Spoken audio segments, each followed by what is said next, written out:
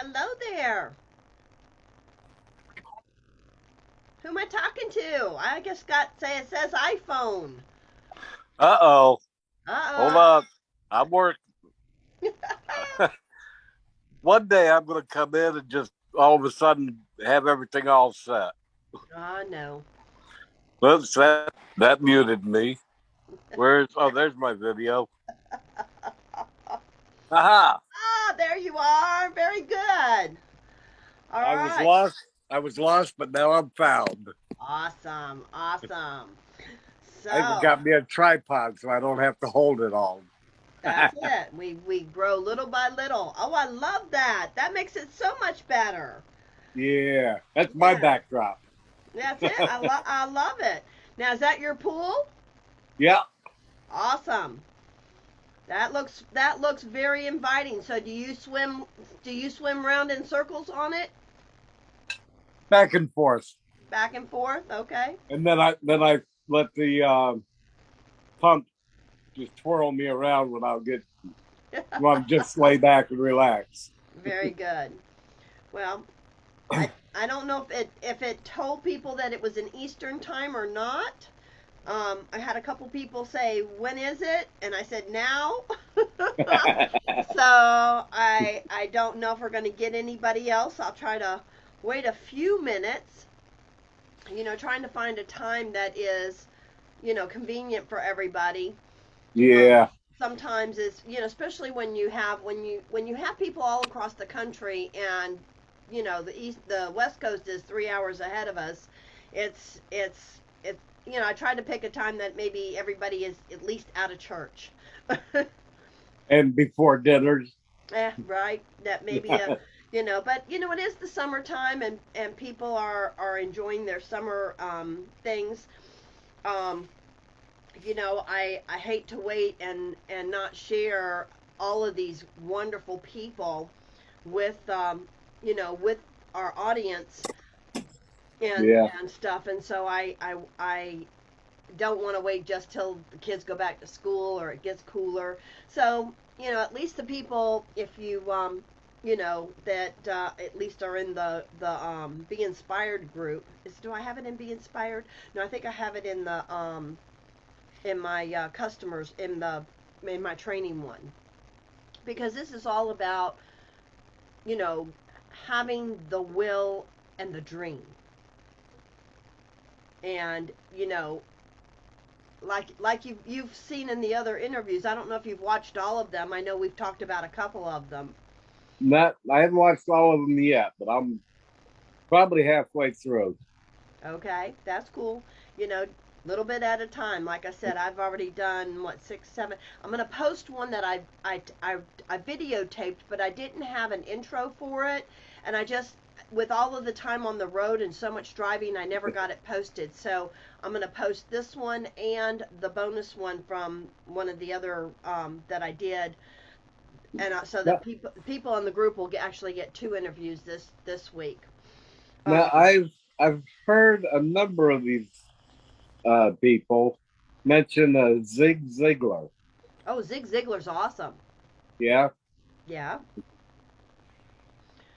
but if you can read a lot of different books on different things. As I suggested before, the power of the subconscious to me is the one of the biggest breakthroughs that you'll have. uh, And you can read a lot of motivation on Zig Ziglar. Is really, really fascinating, and you can find a lot of his stuff on YouTube. Um, but like I said, that's why I asked, if you have Audible, then do it. If not, I'm going to try to start getting it recorded and dropping those in the book club, because, I'll look and see if I can do Audible. well, if you're listening to things on the way to work, like you said, Audible's an is I listen to Audible when I'm driving. Okay. And that's how I got a lot of my books covered, and I re-listened to them and stuff is all on Audible. And that's why I was surprised when you said you were listening to stuff on the way to work and on the way home from work, that you didn't have Audible. Well, I think it. I don't know. I click on the link and it opens up. I don't know what it opens up in, but What? Might be just the On browser. mine? On my Facebook? No, from the um, Dropbox document Oh, okay, yeah. Well, files. in Dropbox, that's where I have them recorded. But I'm Right. just saying, Audible's the same kind of thing. It's just an app, Okay. and you click on it. I have a whole library. I mean, I can, on one of our next meetings, I can show you it. But it's an app on the phone. All you have to do is download it and sign up for the service. To me, it's well worth all of the. I mean, it's not much money every month for me to invest in myself. Yeah. But anyway, I guess we've waited 10 minutes. I don't know that anybody else is going to make it, but that's okay. We're going to record it and they can watch it on the Later. rerun. All right, I'm going to share Or this. pop in when they get here. That's it. I will let them in. Let's go here.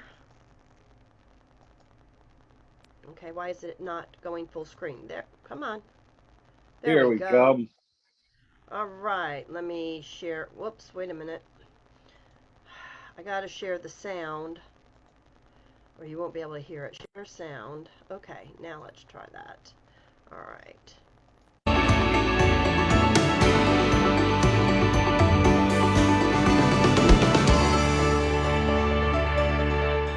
Wow, this next interview, Laura Castella, she is fascinating because she marries science with copywriting. You're going to definitely want to check this out.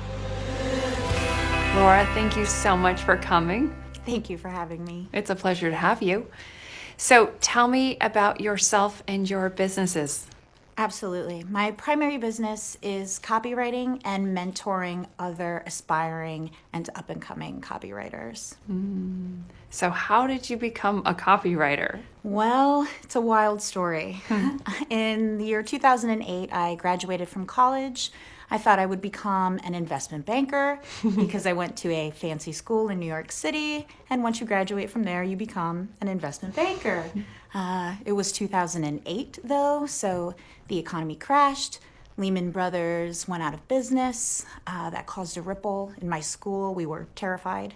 And to be honest, I probably would have been a lame investment banker anyway. So I found myself Googling the phrase, how to make money online. That was probably at about 3 a.m. in the morning, by the way. And I discovered what internet marketing was. And I discovered things like search engine optimization and building a website and setting up paid advertising. And then I learned about this thing called copywriting. I had always fancied a writer. So when I learned that copywriting was the way to actually be a rich, potentially, writer, I was like, oh, that's the type of writer I'm going to be now. And the first piece of sales copy I ever wrote sold my own services as a copywriter. I called out the elephant in the room type of objection. You don't have experience. I said, that's right, I don't have experience, but if this piece has compelled you, take a chance on me. And I undercut everybody else in the marketplace. And overnight, I made about $600 via PayPal. And as they say, nothing was ever the same. I love that story. But tell us more. Like, did you start working with people you knew? Like, what's next? So that post was on a place called the Warrior Forum, which was the internet marketing forum of the day. It was very active, thousands of users on it at any point in time. And there was a marketplace where designers or copywriters or assistants could offer up their services. And that's where I posted. So these weren't my friends. These were not people that I knew at all. But via the internet, I was able to connect with them, share my message, and compelled them enough to hire me. And from there, I ran a referral-based business for over 10 years, just by delivering great work, delivering it on time, and being committed to my craft. So is that what you're doing now? Do you have a company that does it? Tell me more about what you're doing now. Now I take on a few select partnerships. So because through all of these years in the business, you learn about so much more than just the copywriting. You learn that the traffic source has to be great, ideally. You learn that messaging across all of your platforms has to be congruent. You even learn about margins and how to make sure my customers are getting the best margins they possibly can, being as profitable as they possibly can, having the highest average order value, lifetime value that they possibly can. So with all of the extra knowledge that I've gained over the years, it just makes more sense for me to be in a partnership type of deal so that I can really offer everything. Mm-hmm.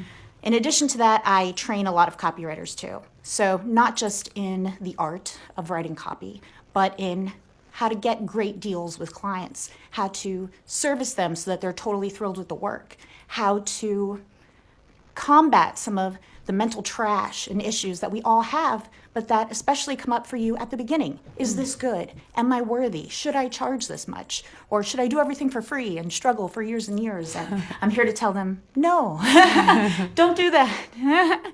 Tell me more about that mind piece. Like you're starting out in anything almost, and you doubt yourself. Tell me how you talk us through that. Self-doubt is inevitable, I believe.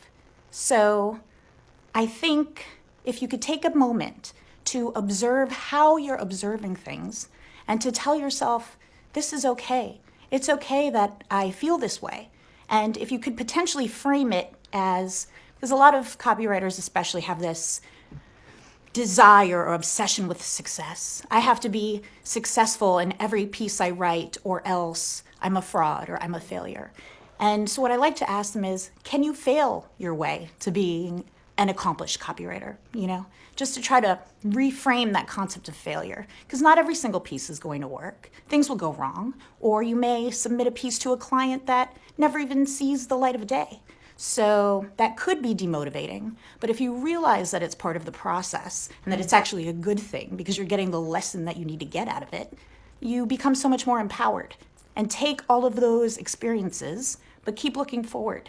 Don't look backward at them. Don't try to fix them. Don't overanalyze them. I like the don't try and fix them. Like, stop spending so much time looking back. Yes. And there are language tricks that you could do, both your unsaid and your spoken language for that too. So one of my classic things that I trick myself with is I tell myself, I don't have time. I don't have time. I want to do this, but I don't have time. What I work on doing now is saying, I do have time, but I would prefer to be doing this with my time. Why do I think that shift is so important? Because now I have power over the situation. I am acknowledging, actually, I have just as much time as anybody else. So if I'm standing in this line, for example, where I feel like my time is being pulled from me, what can I do while I'm on this line to still make the most use out of it? I could call somebody that I've been meaning to call. I could respond to an email. I could even film a screen capture video on my phone critiquing a piece of sales copy for one of my mentees. So rather than just complaining about being in line, thinking backwards, I try to think forwards all the time. Oh, I love that trick. I love that trick. So give us Ninja 101 copywriting. If we're new, if it's, this is our business, how do we look at copy? I think it's best to begin with a macro approach to copy. So sit down and give yourself some of these prompts. What is the big promise that I am making to my customer? And really that's a twofold question. Because I believe that your product should make a promise, should fulfill on this promise. And I also believe that your sales copy itself, be that an about page or a product landing page or an email or a long form sales letter, what is the promise that that piece itself is making? So that people are hooked in and want to read it, so they're going to get something out of reading the material in and of itself. So that's a very important starting point. I'm going to pause you there. Give us an example of what you mean by that. Give us an example. An example of this type of promise could be, say you sell some sort of financial coaching or investment advice. Of course, you would promise the potential gains of that, the potential opportunity there. But something within the sales copy itself might be, I'm going to teach you the 5 mistakes other wealth advisors would never tell you about. So that there is an incentive to even read the piece, learn those 5 mistakes, and potentially feel like, oh boy, I've been taught that this is the right thing, and in fact it's wrong. Therefore, your content is differentiated, you stand apart, you've provided value, and people are more compelled to work with you. Okay, that's the first thing. That's the first thing. So another huge macro concept that I want people to think about more granularly, in the sense of truly write this down, the big idea, which is a stumbling block for a lot of copywriters. So I try to relate that to, as if you were watching a movie, what's the premise of the movie? So in Ocean's 11, they're going to go rob like this casino. What is the big idea for your work in the sales copy itself? So that could be similar to the 5 mistakes you make. It could be the one stock tip or the one ticker that is going to see 300% gains next year. It could be that a keto diet has some incredible extra benefit that nobody else is talking about or touching upon. Is it kind of like the movie title, the movie theme, Yes, I would say so. Okay. And I would just, if you were to summarize the movie to a friend in one little sentence, use that same exercise on your sales copy too, both before and after writing it. Or if you're a business owner who has received a piece of sales copy and you're like, well, I'm not sure if it's good, these are the things you have to run it through. So within the first 3 pages, you have to ask yourself, okay, what's the big idea? Am I able to define that in one sentence? What is the big promise being made here? Is that clear and identifiable? Am I hooked into where I have to keep reading? And if the answer to any of those things is no, this might sound harsh, but very often the copy has to go back to the drawing board and be worked on again. And that's common, by the way. And it's not a failure. It's just another part of the process. And the more emphasis that is put on honing in on those assets, the better the piece, regardless of being a master of the English language or using very flowery writing and all of these things that folks might be afraid of with regards to writing. They pale in significance to things like big promises, big ideas, and unique mechanisms as well, which would be a third piece. Ooh, let's hear number 3. Number 3 is the unique mechanism. And really, there are 3 mechanisms. So there is a mechanism to the problem, which I like to consider the unknown yet common reason why most solutions do not work. Why do most diets not work? What is that one missing piece? It could be because they restrict calories, and restricting calories is not the ultimate solution to burning fat in a sustained way. So let's say, for simplicity's sake, that is the mechanism of the problem. Then you also need a mechanism of the solution. Well, this diet has nothing to do with restricting calories or lowering your calorie intake. It's about, in fact, increasing your hormones that burn body fat. So now you have a unique mechanism of the solution. If you want to get really ninja, you could name that. So we could call it the lipo effect, something like this. And when you name it, what happens is it just sounds cool. But it's also something that now only you can give. The customer cannot get that anywhere else. It's uniquely yours. And then the third mechanism is a delivery mechanism. So how does somebody get the lipo effect? Is it in this pill? Is it in this program? Is it in this framework? And so that is my triangular approach to mechanisms. Brilliant. So now in your business, you coach copywriters and you partner with businesses. Tell me more about kind of where you are now and what your business does now. Now, one of my primary focuses is on training and mentoring other copywriters so that they can get extreme clarity in their own value, and so that they can grow in confidence, and so that they can live in better alignment with their ambition.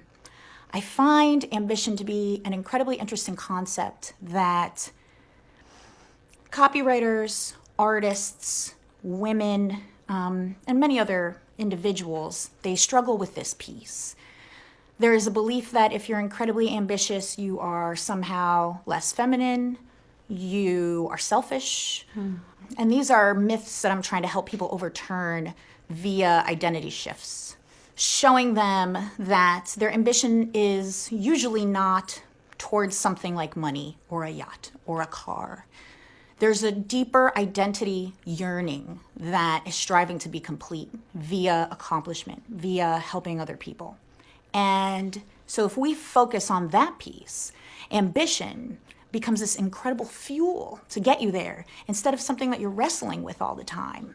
And so many people will say and agree that time is the most important resource. You hear this, categorically. But how much time are we wasting in our heads?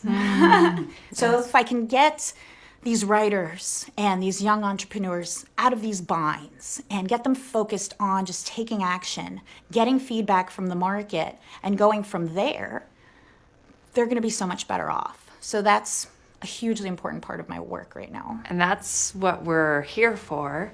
You said something interesting, identity shifting. Talk to me more about that. For example, I have a young daughter. She's 3.5 years old. And when I first had her, I struggled with compartmentalizing myself as a businesswoman and myself as a mom. And I felt like I had to switch hats and become two different people, and myself as a wife as well, a supportive wife to another entrepreneur husband. When I learned that I'm much better off assuming all of that into the one identity of Laura, then I'm able to operate more fluidly in all three spaces.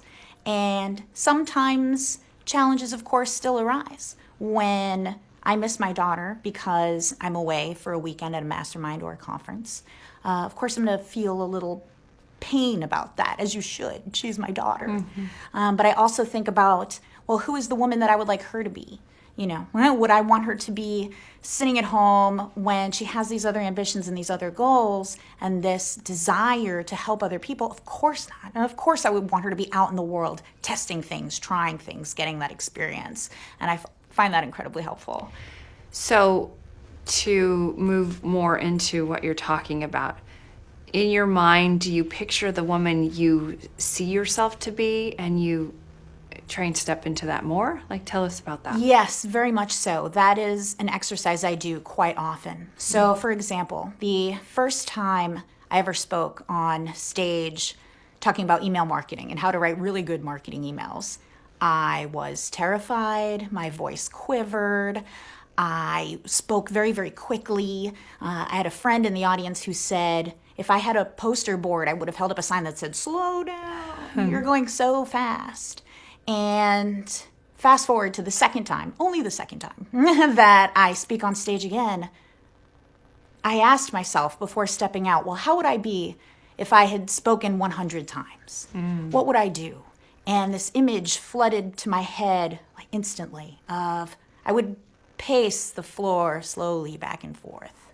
I would take pregnant pauses. I would repeat key points of emphasis. I would look at different people in the crowd. I would ask them questions and then follow-up questions. I would get it very collaborative. And just having that deep, almost trance-like meditation on this before going on.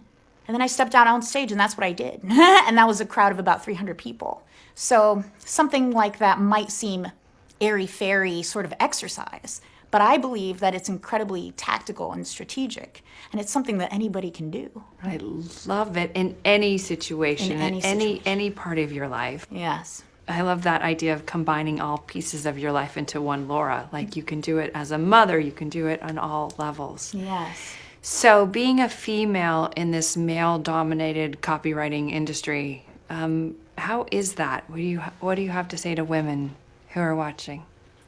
I often find, especially in training a lot of copywriters, that women can make much better copywriters than men. Of course, it's not a competition. Men are great too. I love them. But women have this receiving energy, this natural empathy most of the time, and incredible communication skills. So if you can put that on paper, you, odds are, have some copywriting chops somewhere in there. So I think for aspiring female copywriters, recognizing that, leaning into that space would be a very good start, a good source of strength. It does require a strong backbone, the ability to assert yourself in the conversation, the ability to sing your praises. Everything copywriting, internet marketing, this new realm of entrepreneurship in the digital era, there is a lot of talk. It's very loud. It's a very noisy space. So speak as well. Share both the struggles and the triumphs. You often have new male copywriters say, oh, wow, I've closed 5 clients. My letter has done this and that and the other thing. And I have some women mentees who say, yeah, I had a fantastic month this month, but it's not consistent. It's not every single month this happens. This is the life. And I'm like, well, why don't you share that? Like, share what the true story is. You don't have to lie. Mm-hmm. In fact, it'll only make you so much more relatable. And I'm sure the guys will even come and say, oh, yeah, that's true. I've had this exact same experience. Frame the question you want to answer. You don't have to answer anybody else's question. Ask yourself the question you want to answer and then answer it in a public way. And that is going to draw your ideal clientele to you. It's going to make you visible in your marketplace. And again, you don't have to be a 10-year veteran copywriter to be able to do this. You can read your first book about copywriting. You can notice an interesting marketing email in your inbox, and you can share your thoughts on that. Share some questions about that. Wonder how it's performing. And just by being active in the space in that way, you will get traction. I love what you're saying because it can apply to copywriters, it can apply to influencers. It's speaking to women about don't try and be a man, how the man does it, or the woman sitting next to you. Yes, exactly. And that is what I have found because, I could tell a lewd joke. I could have a shot at tequila. I could hang with the guys. And I could go pick flowers in the field. And that's all part of me. Again, the identity, like being Laura, just being me, and realizing that that's okay. And it's more than okay. It's great. The more comfortable I get with being who I truly am, the better my life gets, not just because it's much more peaceful and less stressful, but the more opportunity flows to me, the more friendships flow to me, the more esteem I see from my family and friends, and the better I am able to serve and teach, be that at this bit more of an esoteric level that we're talking about, or be, hard strategic stuff. Answer this prompt, write me 10 emails, go rewrite them. It flows all the way through. I love it. So the series is called The Millionaire Within Her. When I tell you that, what does it make you want to share with us? That wanting money is great. And there is no reason to try to quell that urge within you, especially for women, and especially when women work together collaboratively. Because one of the things that guys do is they'll go to the steakhouse together and have a great time, but they're also forming business deals together. They're setting up partnerships together. I would love for more and more women to be in that space of we're going to the steakhouse together and we're going to form businesses and partnerships together to lift each other up. We're going to create price floors if we offer services. Nobody is charging less than this. Now we uplift the whole market together. So instead of women's groups, talking about our feelings, and feelings are great, but we need strategic focus and understanding that it's okay and that it's wonderful to collaboratively seek money together. Oh, perfectly said. Thank you. Yes, yes, yes, yes. Thank you so much. Thank you so much. This has been a pleasure. Wasn't it interesting how Laura thinks? She puts it out there in such an interesting, unique way. I hope you learned as much as I did.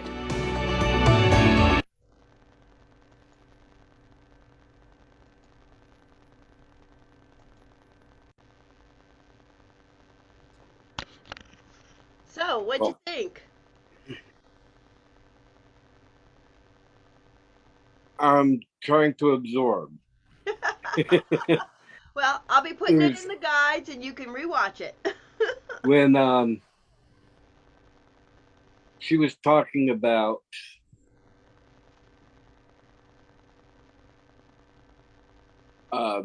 failures and setbacks, that it's okay. It's just progress. If you're not failing, you're not moving forward. You're not trying. If you're not failing, you're not trying. Yes. I mean, even your greatest inventors, your greatest people have failures. They just don't let it stop them. They just change it around. They say, okay, let's evaluate why that failed. Yeah, I'm sure Thomas Edison didn't make that light bulb the first time he tried No, I think he said 999 times or something like that. It it. was a lot, yes.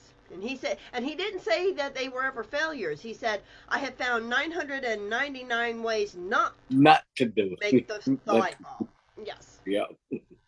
But I liked her reframing who she was, looking at who Uh, she would be and stepping into that. yeah, that's where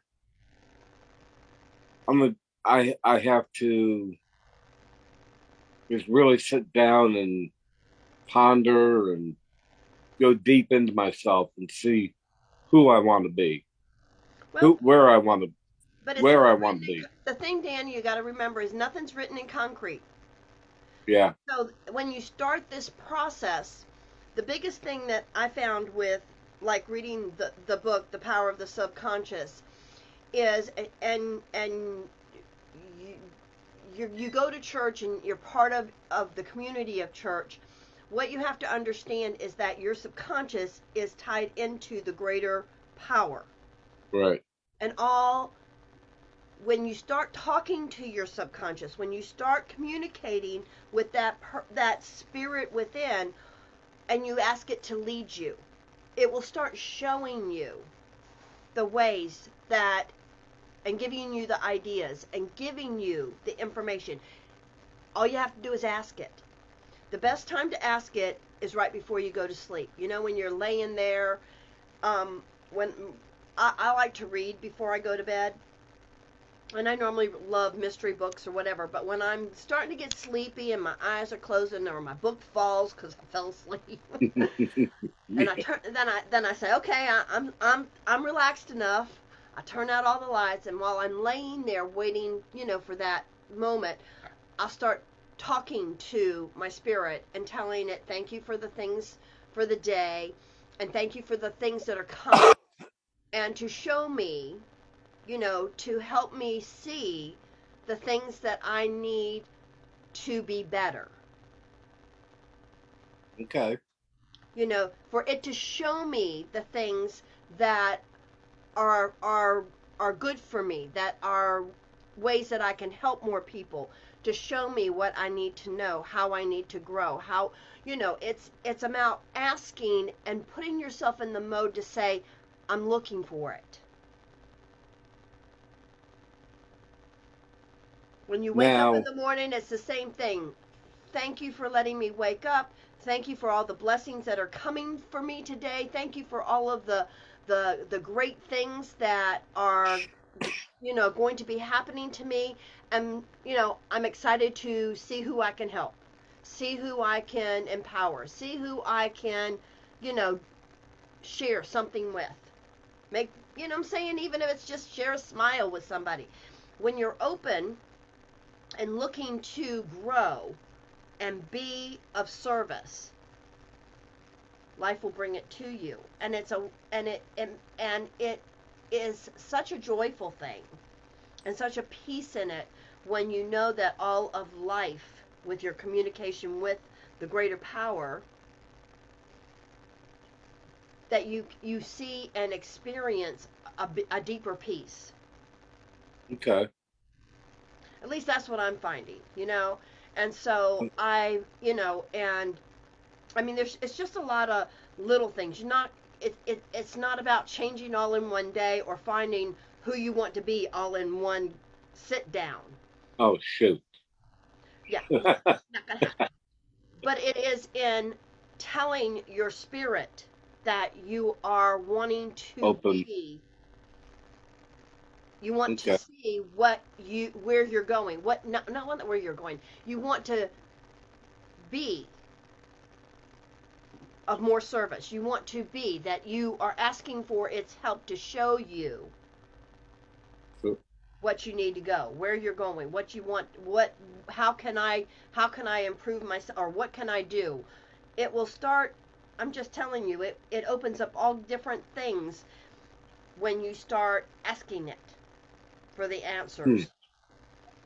I think it I was. because what I've in my day to day, yeah, I have a strong faith in my higher power, my creator. I Yes. trust in him, it, her, whatever it is, but I don't. I know that it's not going to just hand me what I'm wanting, what I'm needing. I got to do some kind of legwork to bring that. No, you don't. You have to be open for the ideas. You don't have to do anything but be open to the communication. See, that's where we are taught that we have to do something to have it, and we don't.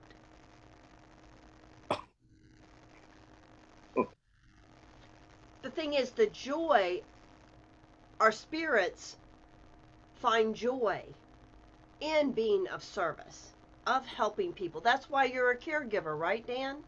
Yeah. Okay. Well, and as an example, at my 9 to 5, well, 8 to 4:30, I'm I'm the front door screener of the courthouse. Mhm. People come in, for one reason or another. Most of the time, it's not for a good thing, but I've I've drilled into myself that I am not the judge. I'm not the jury. I'm there. I'm there to help these people to try to alleviate some of their anxiety. Yes. I may not be able to do all of it, but I've told people when they've come in that they're all upset and nervous. I'm like, all right, let's stop for a second.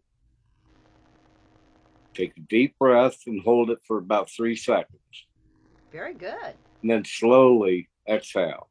Mhm. I've done numerous times, and some people have had to do it 2 or 3 times, Exactly. and I feel great about it. My boss, who's heard me do it, he's like, "Man, you get it." I'm like, None of us are judges or should be the judge of anything. And everybody's spirit, if there is evil being done, it's hurt people.